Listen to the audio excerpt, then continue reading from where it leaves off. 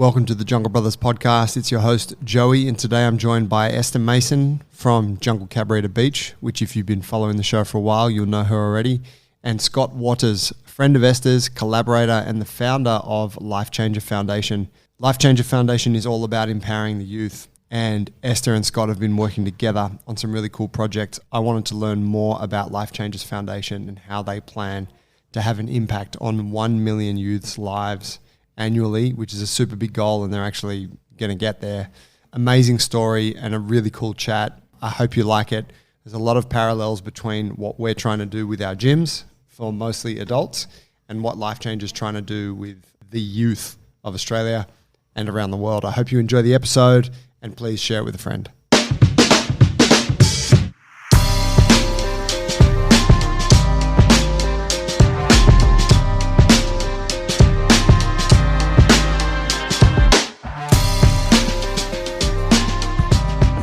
Mate, I'd like to start by just learning what was the force for you to start Lifechanger? It's the simplest but toughest question that you always get asked. I guess I preface my answer by saying I'm not sure we need reasons to do good things, and I think this is a really good thing that my whole team are involved in. But there's not one catalyst moment. There's many experiences. There's a lot of amazing role models and mentors and family members, in my journey that were around that space. So, I start with probably my grandmother, magnificent Croatian lady who pretty much raised me alongside mum and dad. And that was a house where the front door and the back door was always open. And every time you would go there would be someone else at the table that needed one of her magnificent meals or just a place to be. So you grow up around that. My dad is a really pretty stoic sort of guy, quite quiet. I laughed the other day because he's got an Instagram account with 3 followers on it, which was the funniest thing I've ever seen. Has he got any posts? He actually commented on one of our Lifechanger posts, which I just about fell off the chair. Oh. But he's the sort of guy that doesn't say a lot, but the thing that I respect most about him is whenever there's been a time in our family where someone's needed support, he's always stepped into that space and not stepped away from challenging times. And he does it in a really quiet way. So that's the thing that I admire about him the most. So I've had him as my main role model. So I guess that's aspirational for me to have some of that. Mum worked for 20 years, combination as a nurse, and then with young trauma, car crash victims, ultimately wheelchair-bound kids that have been through horrific accidents. So I'd go in there as, particularly when I was an athlete, and you'd be playing games, in wheelchairs with, teenage kids that have been through some pretty challenging accidents, etc. So all of that's around you. So somewhere within all of that, my why, supporting the underdog or someone that is in a challenging place. If you've got that opportunity, that to me is time well spent, and that is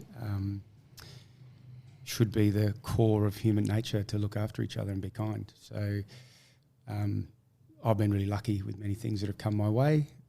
But I don't like what I see happening around young people, and that sort of inspired myself and Trevor Hendy, my co-founder, to just look at the area and see if we could, in some way, without sounding egotistical or like we have the whole solution, because we don't, but just in some way to lean into that space and have a positive impact. So we're still growing. We're getting bigger. We'll work with about 70,000 young people this year in workshops in Australia and New Zealand, which will actually make us the biggest youth workshop provider in Australia. Wow.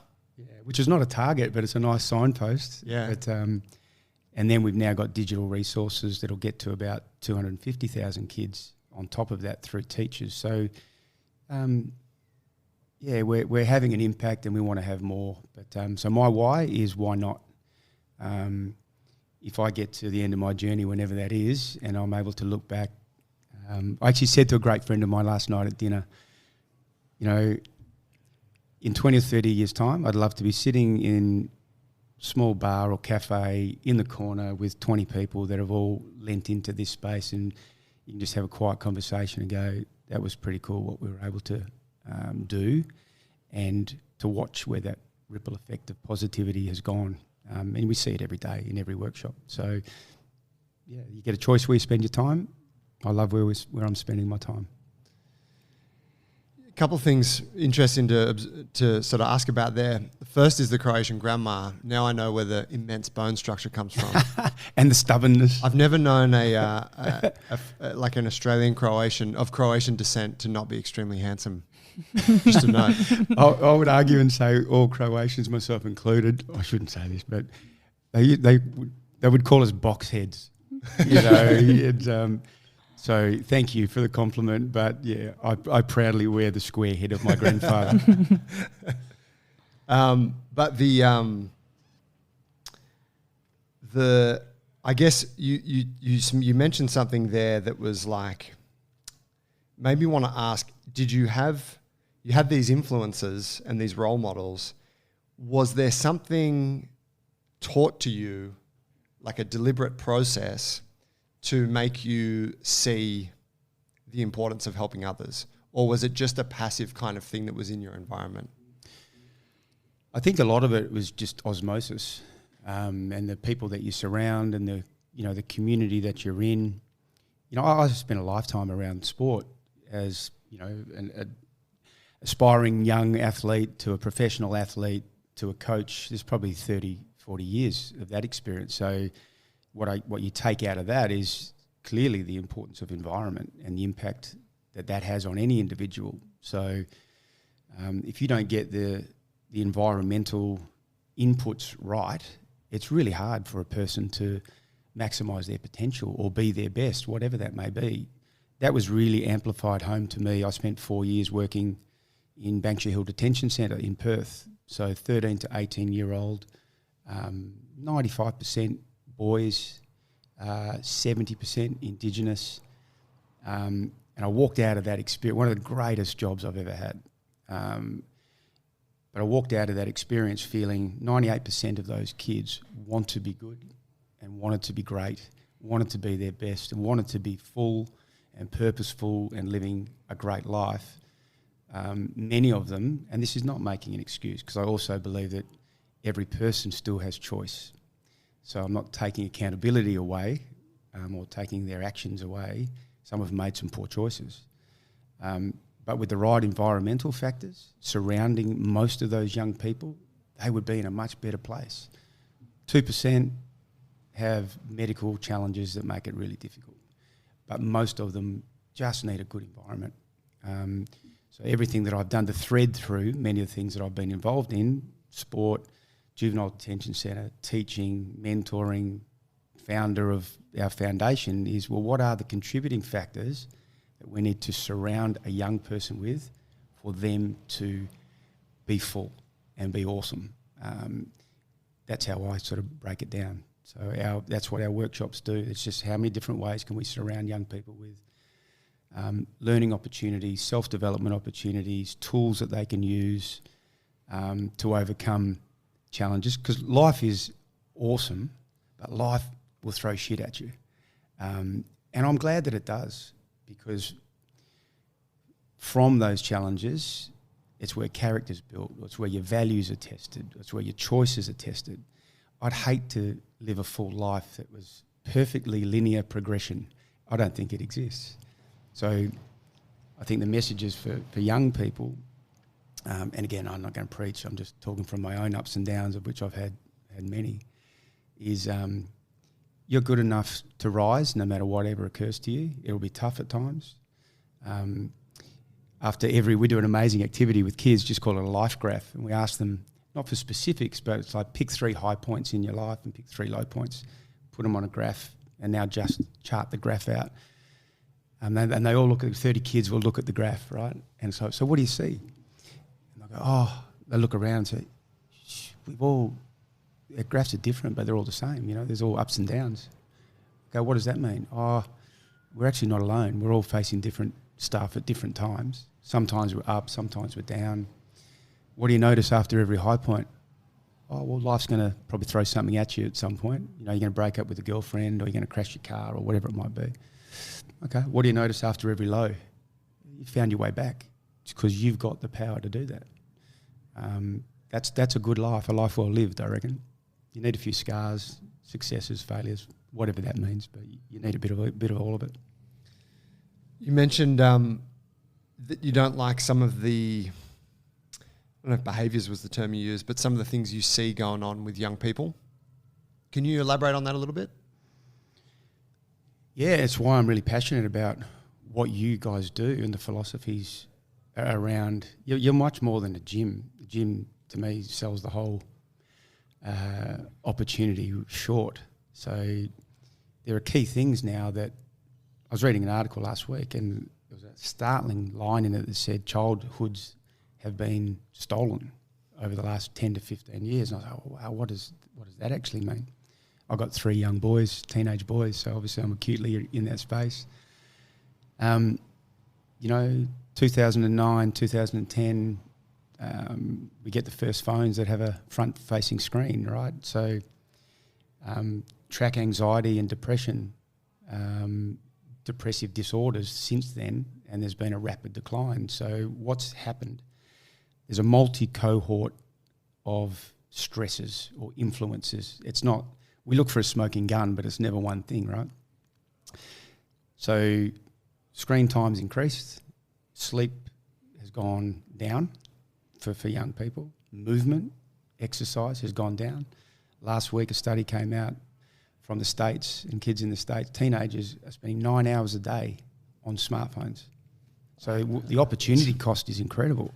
So if you're spending 9 hours there, what are you missing? Movement, social connection, sleep are 3 key ones. Yep. So what do you guys do? Why am I really passionate about young kids through Jungle Kids getting involved in Cabarita is because there's a social interaction for 10, 15, 20 young people, right? So they're turning up and they're learning communication skills and they're building mateship and friendship and all of those really important things. They're moving. We don't move the way we were designed to move. You go centuries back. We've evolved. It's profoundly different now. So the links between movement, physical activity, and mental health, they're not separate to. They're all part of the same equation. And then the recovery aspect. There's also the other part of it that I think is critically important is the recovery cycle, and understanding what recovery and respite looks like as an athlete, as a Jungle member, as a young person, right? So where are your pockets of space for the downtime, for the recuperation, for the time to de-stress? So all of that occurs within what you guys do. That's why I passionately support it. I'd love to see more young people. I love what it does for adults, but I'd love to see more young people get those opportunities. Do you feel like the focusing on the younger people sort of, because like everything you're saying there is preaching to the choir, right? For me to hear. There's an acknowledgement working with adults that you're coming in late in the game, and it's like, fuck, we're trying to make changes to something that's already quite set in its ways, which presents its, a unique challenge because there's many years of practiced behaviours and, mental frameworks and stuff in place. Whereas with the younger population, there's less of that. You can have more of an influence, somehow more interventionist, perhaps less effort required for a better outcome, you could argue. Was that something deliberate in wanting to work with the youth? Or was it some connection, like was it actually just with young people where you're like, I'm passionate about helping them?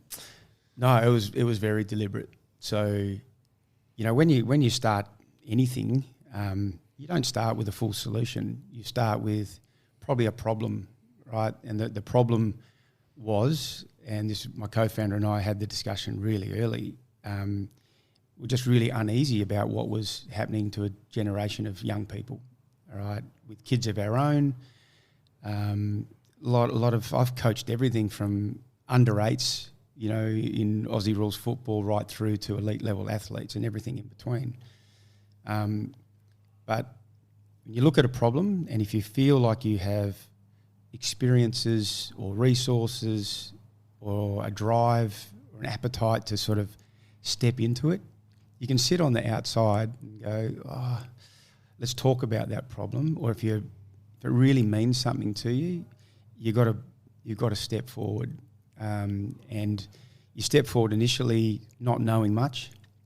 So your first 6 to 12 months, there was a lot of seeking to understand, a lot of learning, a lot of understanding, well, why are these things happening?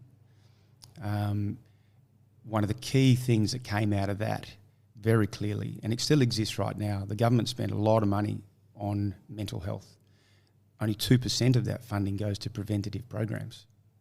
Staggering. Wow. So if you want to, I'm a simple guy, right? If you want to actually change something, you've got to get to the source. There are incredible programs, amazing support groups that do incredible things once issues have manifested. So it's a downstream approach. So when we saw that gap in, you know, young people getting that opportunity to, you don't build immunity, but you just build understanding and skill sets to help you navigate life.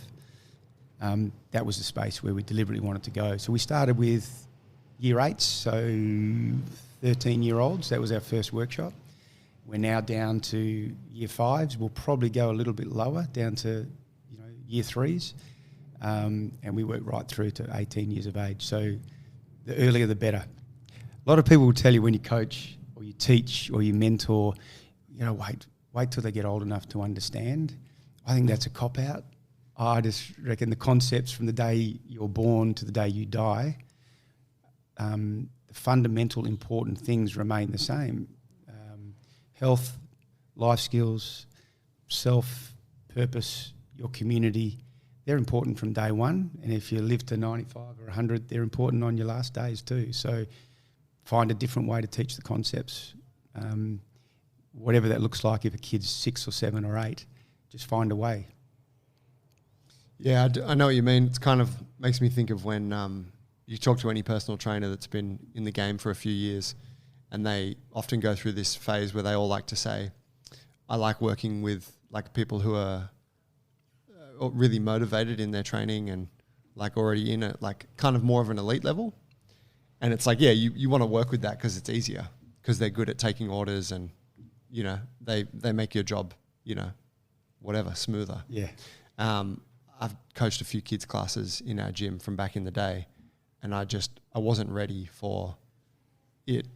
It was just, I'm like, fuck, I'm not equipped to deal with this. You know, there's a level of tolerance and patience and understanding and all that stuff, which, you know, I can imagine changes from someone in year 3 to someone in year 5, someone in year 8. So it is its own skill set, if I'm not wrong. Tell me, boys and girls?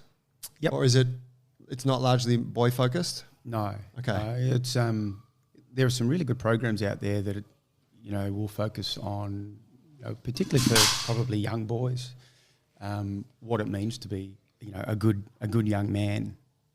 That's really been challenged for many young males. You know, we're all familiar with Andrew Tate's influence and, you know, what male toxicity means, etc. It's a changing environment, right?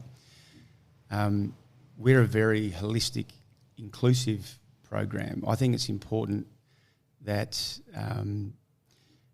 different genders learn alongside each other. We've got to coexist. You know, we're all part of one community. So I'm very pro one world, one community. Yeah. There's a lot of ways that we are getting, I guess, divided up, and we're probably very much the other way, where regardless of gender, race, socio-demographic, there's a place in our workshops because we learn from each other. I think it's important. Tell me how it works. You've mentioned the workshops. I'm somewhat familiar with what you guys have done at Jungle Cabarita, right? Which, as I understand, was kind of a collaborative thing. How does Lifechanger work, in simple terms? We have there's different ways we deliver on our what I would say is our core curriculum, right? 90% of our programs go through schools. So again, sort of year 5 to year 12, interactive workshops, bit of an anti-classroom, lots of noise, music, high fives, great conversations, interactive activities that lead to outcomes and learnings, a lot of self-exploration, safe environment. Things happen in our workshops that teachers will come back and go, wow, I've been working with that kid for 2 years and I didn't realise that they were in that level of trauma. There's a thing that happens in our workshops, and the psych term for it is unfreezing.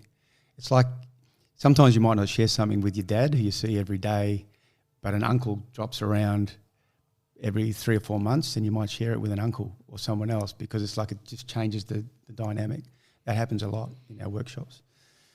The other areas we deliver, we get, we call them collaborative programs. So Jungle is very much a piloting collaborative program where the kids want to come, right? They want to come into that gym. They want to, whether it's elite kids that want to actually challenge themselves, from a movement, or they might be preparing for, rep basketball opportunities or football or whatever.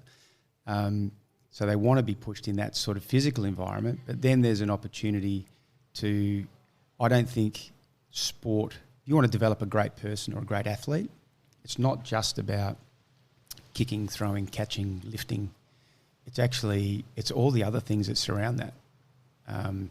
It's proven that if you want elite performance, whether you're an Olympian, professional athlete, what's happening with your family, what's your mental well-being, your recovery, it's all of those elements that need to be addressed. So exposing elite kids to movement, and they want to be, the thing I love about young people is there's no limitations. Right? The only limit, I love the coaches, junior coaches that used to say to me, we can't teach them this yet because they're only 12 or 14. And it's like, no, they'll rise to the level, challenge yourself in the way that you're teaching it.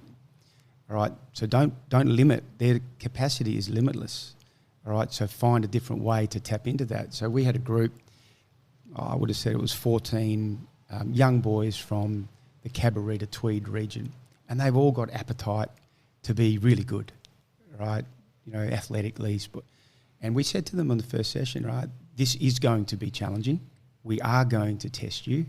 You're going to be safe because all of the prep work that the guys do in the gym, that's paramount. But it is going to test you, and it's going to test your... where do you get to practice resilience? You want to you need to fail. You can't actually build resilience until you face obstacles. It's not possible. So what are you going to do when a session becomes really hard?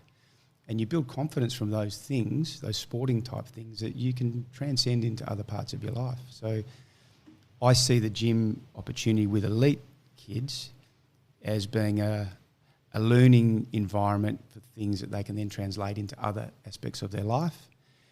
But then you've also got the young kids coming in who are like really early stages of movement, climbing. I love watching kids climb. That's just one of the great things, right? Because they just... like fish in water, isn't it? They just embarrass all of us. It's like watching a young... if you've ever been into golf and you watch 10-year-olds on a putting green, no fear. They just putt awesomely because there's no built-up schemata about how they're going to fail. Yeah, okay. They just see hole, here's my mechanics, and they're awesome. And what happens as adults, we get all this built-up fear of failure, right? Yeah. I can't do this because I failed before. I've had a bad experience. So it's our mental limitations. So what I love about kids is if you get them in the right environment, there aren't any limitations. So I've watched, Esther and the team work with, they're young, I'm guessing they're sort of 8 years of age, and they come in and they're doing two things. They're getting these amazing movement opportunities. And then within those sessions, they're working through a health and wellbeing journal, which just is some really cool opportunities for them to maybe explore some of their own positive traits, do a little bit of really basic level journaling, like really simple stuff. But it's you prompt them with questions and stuff. Yeah, it's sort of guided cool. Journaling. So if I'm a parent and my kid walks out of that session, I'm going, they're getting all the amazing stuff that comes from movement and sport, right? And they've actually got a group there that care about my son or daughter outside of that as well. That's a really powerful combination. And that to me is a great foundation for a young person to grow in so many ways. The environment piece, which you mentioned as part of your sort of sporting journey and being around, being in an environment that's supportive and collaborative and allowing you to express yourself and all of those sorts of things. Actually, more to the point, acknowledging that building a good person and strong values and all those things is what creates the strong athlete and the person that can, go to perform in whatever arena. My assumption there is that that's not how it plays out all the time. If we're looking at elite sports and stuff, it's very often that the player is seen as a vessel. Am I wrong? No, you're spot on. I think good sporting organisations, they help the athlete realise, and these are rare, these sporting organisations, but they actually help the athlete realise that they are much more than just the athlete. You're more than the CEO, you're more than the owner of this business, you're more than the footballer or the basketballer, right? That's just what you do for a period or a chapter in your life. The organisations that really care about their athlete, they're building out all those skills and personal understandings that are going to stay with that athlete well beyond their career. An ordinary organisation, you are a commodity, you get on the treadmill. Whilst you have physical value, that you are used up, and there's benefits for you as an individual, right? You get paid as a professional athlete, and it's an amazing journey as well. But on the day where you don't have that value as an athlete, your relationship with that organisation almost finishes. So that's a really transactional relationship. Good organisations, it's not transactional. It's a true relationship. The only other way I can describe that to you is, I was 18 and I got approached by two sponsors, Billabong and West Surfing Products, two surf brands, right? And they wanted you to wear their gear, and I'm a surfer, always have been. And I went to, and this is no disrespect to Billabong, but I'll never forget, Patrick Lay was the owner of West Surfing Products, and he said to me, "Mate, we want you to wear our gear and all of that stuff, and you become part of our family." And I was like, "Oh yeah, that sounds awesome." And he said, "And once you're part of our family," he said, "when your football career finishes, your relationship with us doesn't." He said, "You're part of our family for life." And I was like, "We're done." I still talk to Patrick now. I think it was about 6 months ago. He's got some new wetsuits out, and my boys were looking for wetsuit. I just called him. He goes, "Mate, I'm sending up 3 wetsuits." But it's... How cool. I'm not used to him really anymore. I'm not a professional player or a coach. So there's no leverage really he can get from me other than, goodwill and me talking about him right now, right? But that's a great organisation. Biggest podcast in Australia. 100%. So there you go, Patrick. You are a legend. That's very cool. That's really sort of leading with your values, huh? Yeah. Talk to me about the sports career. Give us the background on that. We sort of touched on it last night. It's all intimately linked with different species of birds. I remember this morning. I live on Swan Street, it borders with pelican and halcyon, and so the bird thing speaks to me on many fronts. Talk to me about that. Give us like the synopsis of the career. It's sometimes a bit self-indulgent to sit and go through all the ups and downs of your sporting career. But look, short version, sport in some ways I think chooses you. I was one of those kids that I would just get lost. You know, you give me a football and a park and 6-7 hours would just go by. It was the creative side of sport that I love the most. You know, even now, even though I don't, there's a time in my life where I could never imagine not touching a football on any given day. I don't do that anymore unless I'm having a kick with my boys, right?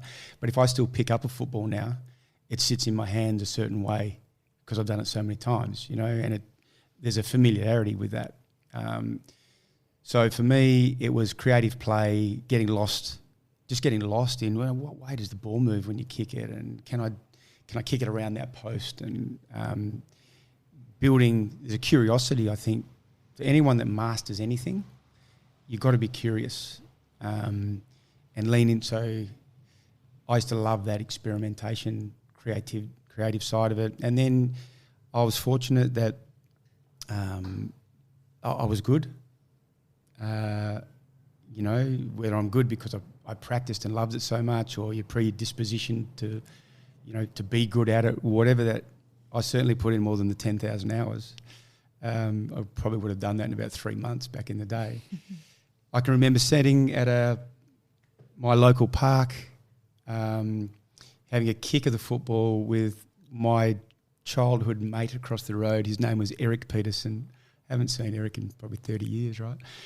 And I remember saying to him, I was 11 years of age, and said to him, I'd said this to him just to see if I'd get a response, right?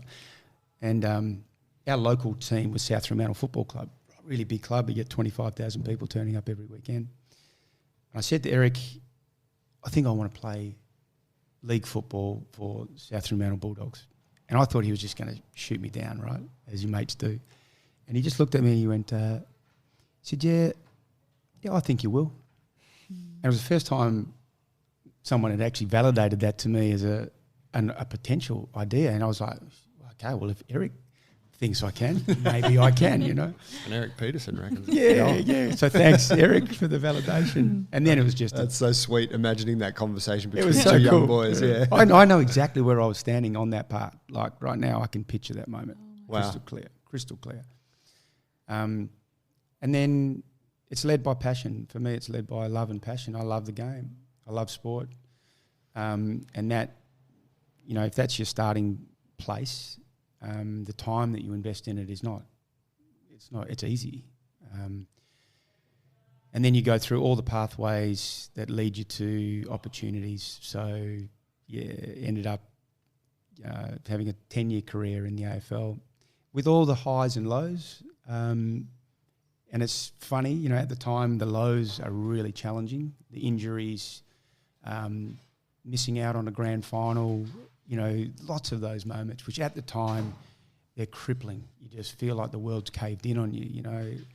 I played 110 games, but probably missed about 110 through injuries, right? And I'm not saying that for pity, because right now I look back and go, I love all those things. That I love the time when I was buckled and wanted to give up because my body was failing, but I still tried to get up and go again. That's the graph, isn't it? It is the graph, right? So now they're the things that I draw on, and they're the things that I think about when, you know, we're designing workshops for kids, because that's my lived experience. You know, I also don't buy into success and failure. I think it's the biggest load of crap that society has built up. So failure to me, my version of what failure is not attempting something or not actually putting yourself out there. It's not how society generally measures success and failure. It's not the trophies. It's not the... Did you win or not?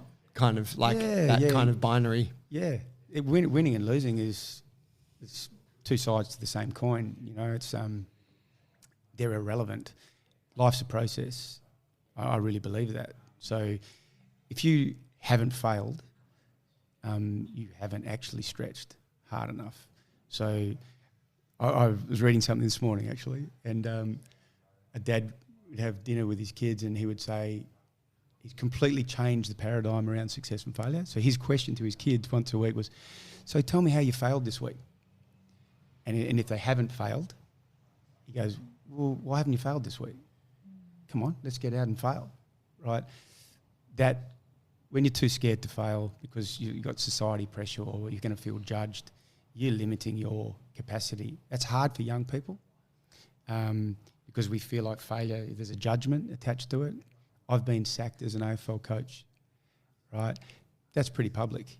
You know, that's media pulling into your driveway and taking kids out of school and going on a holiday for a week just to get away from all that, right? I never felt ashamed. I never felt, I was never in the fetal position. Disappointed, angry, bitter, absolutely. You go through all of those emotions, but at the same time, anything worth achieving comes with, you may not be traditionally successful. You may fail. That's okay. Go for it. Right? At the end of the day, you know, if someone's going to write something on my tombstone, he had a crack. I don't care. People can judge whether I've been successful or not by their metrics. Mine are, I'm going to push it to the max. And there's going to be failure within that. Good. Because I'm going to learn and grow from that. Was that something that was taught explicitly to you? Or has this been something sort of observed and, you know, articulated in your mind over time? It's a really good question because I think it's harder for a young person to understand that that philosophy because we feel like we've got to be perfect or we feel like every time we're getting measured. It's with reflection. It's why when you do that life graph, it's a really powerful thing because, you know, I'm over 50 now. I got miles on the clock. I know that I can look back on my own journey and go, yeah, okay, there was a failure there, or that wasn't as good as you could have done, or circumstances made that really challenging. But I look back on all of those things and go, yeah, that's great, because well, here's the example, right? Is we're putting together the foundation and really settling on what Lifechanger needed to provide to a young person. One of those moments, I reflected on the actual day I got sacked as an AFL coach. And I felt quite calm and composed, right? So I was like, why was I? You know, why did I not feel broken? And it's because my own positive self-identity, you know, my family connections, my understanding of what I stand for, I knew I was still going to be okay. That's what I want kids to have, because they might not get sacked as an AFL coach, but they're going to lose a job at 21, or they're going to feel like they don't have a friendship group, you know, in year 10. And those things are massive at the time. What you want is a kid to have enough of their own positive self-identity to still make their way through. And right now, statistics show that too many aren't. You know, youth suicide stats in Australia and New Zealand are horrendous, and over the last 20 years are trending negatively. So I come back to your early question, why? Because that's not good enough. That is not good enough. And we all have opportunities to lean into that space in different ways. As parents, teachers, coaches, mentors, all of us come into contact with kids, either our own or others. We're all in this together, this thing called life. So we've got to hang a bit tougher together, I reckon. Do you ever feel in this process of, you know, you have your avenues of influencing these kids, workshops, collabs with the gym, whatever other sorts of events you put on, the school programs and whatnot. Do you ever feel a sense of futility? Yeah, often. There's 3.5 million teenagers in Australia. That's a lot, right? Workshops alone, we'll get to 70,000 kids in workshops this year, right? We'll probably get to 100,000 next year, or 120 or whatever. There's still 3.5 million kids, right? So there are times when, you know, you feel, and there's a lot of outside influences. You know, a kid comes into a workshop alone, there can be catalyst moments always in workshops, really significant moments. We have moments where a young person, particularly one who's in a really pointy end of challenge, will share something in a written activity that brings tears to your eyes. And that person can then, straight from that moment, get counselling support. I used to think it was a big call to say, well, you know, at times I think we might save a life. I actually proudly stand behind that. I think at times we might. You think of a moment when you are completely isolated or alone as a 12, 13, 14-year-old facing a whole myriad of challenges which many kids face. Life hangs in the balance in some of those moments. So just that one moment can be critical. If all we do, if at the end of all of this, if one kid has deviated to a safer place rather than the place maybe they were considering, happy days, right? I think our goal by 2025 is to impact 1 million kids annually, right? Now that's a combination of workshops and digital resources. Last September we started our digital resources, which teachers now access. So we're 6 months into that. By the end of this year, we'll have another 500 schools in Australia through the teachers accessing Lifechanger content, delivering that in classrooms. That'll take us to around 500,000. If we get to 750,000 or 600, tell me off for falling short. You know, I'm okay with that. But that's a beacon on the hill target for us. Incredible. That's cool. Our team, I get to sit here, you know, and it's not me, it's our team. Our team is phenomenal. You know, we've got about 50. I know with our 50 team members at the moment, I can tell you why every single one of them is involved.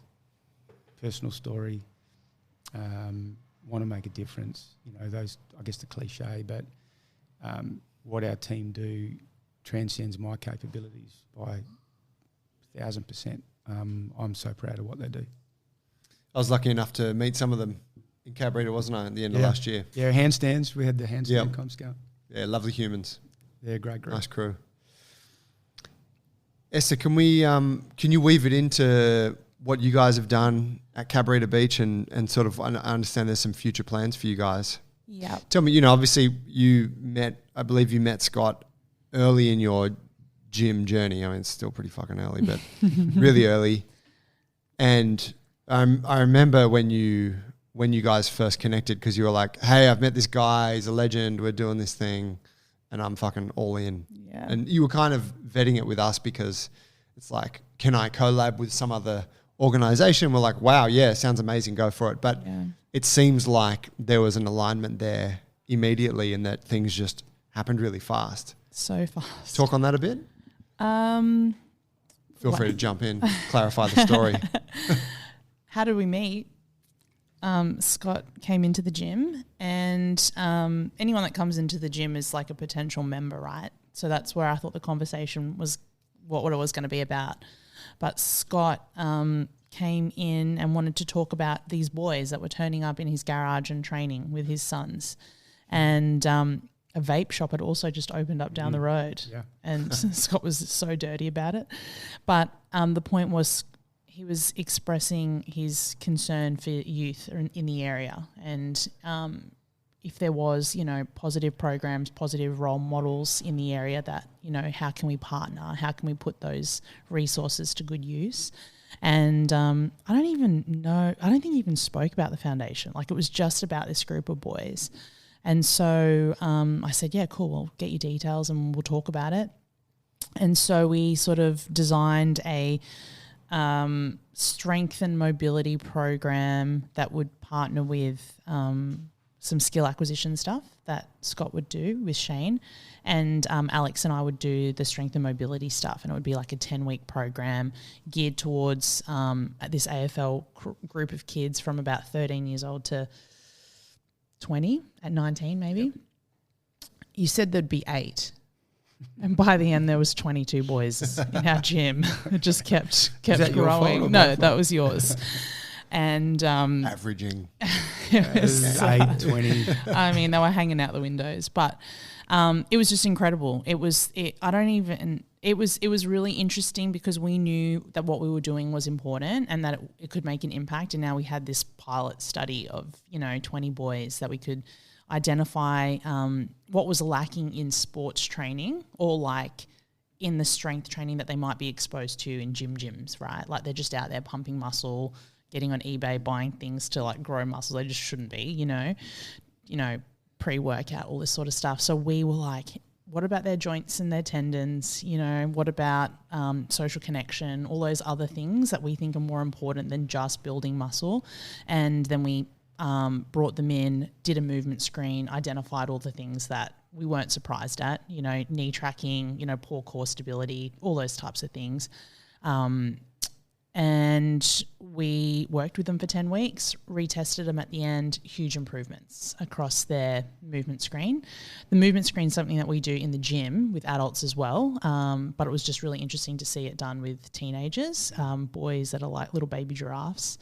And yeah, it was amazing. It was an amazing 10 weeks. We got to hang out a lot. But that's how we met. Like you eventually joined as well. So there's been that too. The tightest hips in all of Cabarita Beach. You were talking about the screening. I remember going through my screening and I didn't, nor would I, mention that I played AFL for many years. I thought you'd been in 5 car accidents. That's what I thought. So we're going through the screening and it was actually fascinating because I just get curious on certain things. So when I first walked past and saw the gym in town, again, at the same time as a vape shop opened, I was like, this is awesome because this is actually what a small community needs, right? You need your sporting clubs. You need your places to congregate around great things, right? So when it opened, straight away, my mind went to these kids. I had 4 kids turn up in my garage one Saturday morning, and I just left the garage door open, and I got 3 boys. So I think I might have said to one of my boys, come around. There's a little home gym in the garage and I've got more footballs and stuff. That's just, the garage is full of, right? So anyway, I woke up at 8 o'clock and I could hear noise in the garage and there's 4 kids in there, just on the squat rack and blah, blah, blah. And I was sort of walking out bleary-eyed with a coffee. And I was like, I said, so it's 4 of you. I said, okay, we'll do an hour in here and then we'll go for a run and go and have a kick or whatever. And then next week there was 7. And then there was 10. And then, I'd hear my garage door go up on a Saturday morning. So there'd be 15 kids in the garage walking through the house. And it's like, okay, well, maybe. Where's the protein powder, mister? Yeah. And I'd walk into my kitchen and there'd be 3 of them sitting in the kitchen, which is awesome, right? Starting to turn into your grandma's place. 100%. Wow. And then obviously the gym opens and it's like, okay, well, this would be amazing. So these kids got an appetite. You're not having to motivate them. You just got to go, well, here's the opportunity. Here's the environment. Let's go. So, that's when I spoke to Esther and said, maybe we can do a joint gym / football thing. And I think initially it was like, you're right. It was, I think we'll get about 8 kids. And then it was like every 2 days, I was like, I think there's another couple of kids that want to come. And then Shane Crawford, who lives just up the road. So Shane's a Brownlow medalist, AFL, great guy. He starts coming in as well. So these kids are getting amazing strength conditioning, movement, functional work, from Alex and Esther, etc. And they've got a ex-coach and 2 AFL players just leaning in and talking to them and having a lot of fun. Shane and I had a huge amount of fun. And I really look forward to doing the next group, actually. And it'd be awesome to expand it out to a girl group as well, right? Love coaching girls, and whether I'm the one that does it or not. But I've had some sessions with young girls down in Coolangatta. They're very different, particularly the AFL girls. They're so much more respectful than the boys because they're new to the opportunity of getting good coaching. So the boys can get a little bit blasé, because they've been around footy for a while, but the girls are awesome to coach and their appetite is huge. So if I was ever going to get back into coaching, which I'm probably not, I'd love to go and coach a team of girls. Right on. Love to. So you want to do another one, hey? We haven't talked about that. Is it 40 boys this time? Well, your gym's getting bigger. I know you just made a little extension out the back to create more space, which was needed. Oh my God. Those groups they'll demand it. You know, they'll want to do it. So Yeah. that's great. Yeah, it was amazing. Is there any, sorry to cut you off, is there any barrier, you know, is there a cost involved for them? Do they, or is it an open kind of thing that any kid could access if they're at the right age? So that particular one was run privately where the parents funded that. It was really cost effective, super cheap because it was a pilot thing. And which, to be clear, it absolutely should be. Like, for you to give your time, especially when you're setting up the business. Like, it was high value for sure. We were talking about before that sort of attachment to like people running a charity but drawing a wage, and how people go, well, if it's a charity, what, you know, but you need to fucking live. Yeah, look, no, this was it was a high value program. You know, there was clear outcomes that we were wanting to achieve. We demonstrated those, and it's going to help them. It's going to save kneecaps and, you know, backs and hips and shoulders, and it's going to improve their performance. So like, it's a super high value program. We don't shy away from that. And what we want to do now is actually open it up to, you know, girls and boys across different codes and sports. You know, any kid that is interested in coming in and doing, you know, strength and mobility programs that are going to support their sport and their growing bodies. Like, we want to start offering that to anybody that's interested, you know. So we're going to be doing that in the next couple of weeks, and we're going to continue running our Jungle Kids program as well, which is our term program, and that's really around foundational calisthenics and gymnastics and partnership. And then we also do our mindfulness practices. So we do things like Scott was saying, guided journaling, gratitude, active listening, you know, role models, just talking about those kinds of things. So there's two different youth programs there, one that's elite performance training and one that's Jungle Kids. So those are the two programs that we'll be doing.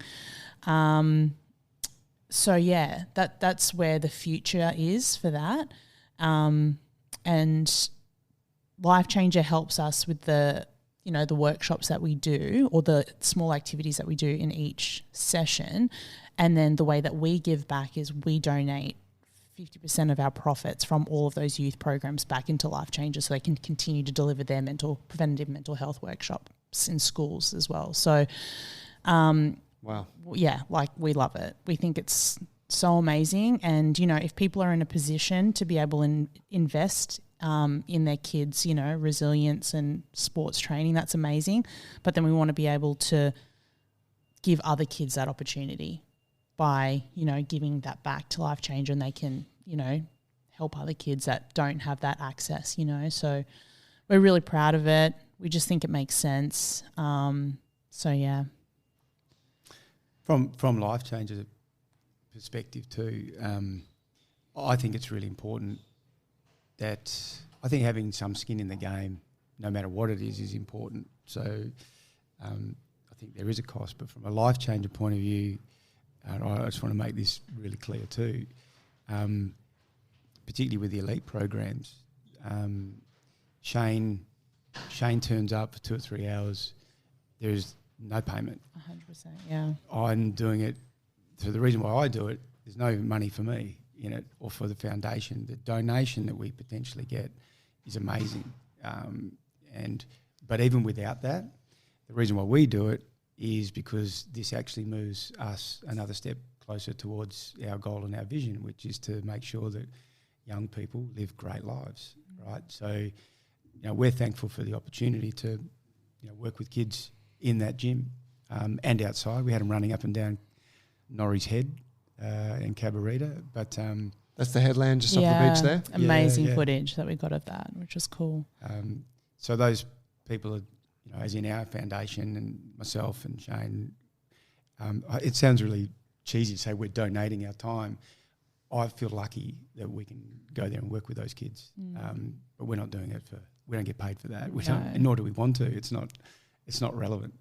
No, like Scott walked in wanting to help locally. Like he's already making huge impact, in Australia, New Zealand and beyond, but then also wanted to help in his hometown, with kids that he knows and, even just kids in the area. Just from walking around, seeing that there's a need in our town and wanted to make that opportunity happen. Like incredible. I've got to thank the vape shop. Honestly, the vape shop. I was going to ask, when do we firebomb that joint? Well, talk about it after. Another story. Is 10 metres away from the bus stop. And kids. Wow. Yeah, so I hear this has been strategic all across the country. It's opening near schools, and I don't get rolled up by too many things, and I wouldn't classify myself as an activist really. But I'm watching 15 to 20 kids line up at the bus stop, 7:30 in the morning. 8 metres away from the vape store. So I looked at that and I looked at the gym and I went, where do we want these kids to be? I want them in the gym. So that was one of the little, catalyst moments too. So, it's been an awesome spot for kids to develop and grow. And I hope we can do more of it. Matt, I appreciate you sharing the story with us today. I'm stoked that you guys have come together and have this thing going on, and I'm stoked to have met you, and it makes me think about what, if there's something that could be done here at Botany. And so I think that's or through any of our gyms, and I that's a discussion I'd love to have, when the time's right. But yeah, thanks for having a passion about something and then sort of putting your money where your mouth is. I think a lot of folks, I don't think any parent or adult could not resonate with what you've said is the driving force behind Lifechanger, but the vast majority of people will never make an effort to do something about it, not even with their own kids. And I'm not saying that to have a go, but I'm watching this play out with my counterparts as a young parent, and I'm staggered at the just lack of interest or the lack of care that a lot of parents take with their kids and what they're doing with their time and spending all fucking day on the iPad or the computer, and they're locked in their room. So it's like, it's one thing to be conscientious with that in your own household, but then to see that problem and to extend yourself to influence others outside of that is very noble. Thanks, man. It's been great to spend time with you. It is really, I'll just say last thing if I can, it is very challenging for parents out there. I'm trained teacher, coach, mentor. I fail daily as a parent, every day. Like it's an imperfect science, right? So to all the parents out there that are, struggling with, young kids, their own kids going through all those transitionary years and the different influences that, this generation's facing, go be kind to yourself. It's hard, but also be conscious to what's going on and raise your awareness and think about ways to impact the people that you love the most, your kids. So don't have to be perfect. You've just got to care. Yeah, I love it. Thank you. Last point, where can people learn more, get in touch? Yeah, lifechanger.org.au, best place to check out what we do and how we're doing it. You can always reach out with an email if someone wants to have a chat. What's your Instagram, Scott? Lifechanger Foundation. I'm now. You're making me sound like my dad. The Lifechanger Foundation. You can follow us there. But look, our tribe is growing. I'm a firm believer that it's not money that solves problems. It's people. So for whatever situation we've got ourselves in communities, we've got ourselves there, and we can get ourselves out. So let's see if we can make the next 10 to 20 years an incline in positivity around kids. I like that. If people want to get on the next Jungle Kids program or Elite program, yes, where do they go? Yeah, well, you can jump on our website, junglecabarita.com. There's a web form there if you want to get a call back, or just DM me on our Instagram, which is at Jungle Cabarita Beach, and I'll come back to you. Exciting. Awesome. Thanks, Scott. Cool. Thank you, guys. Good to see you guys.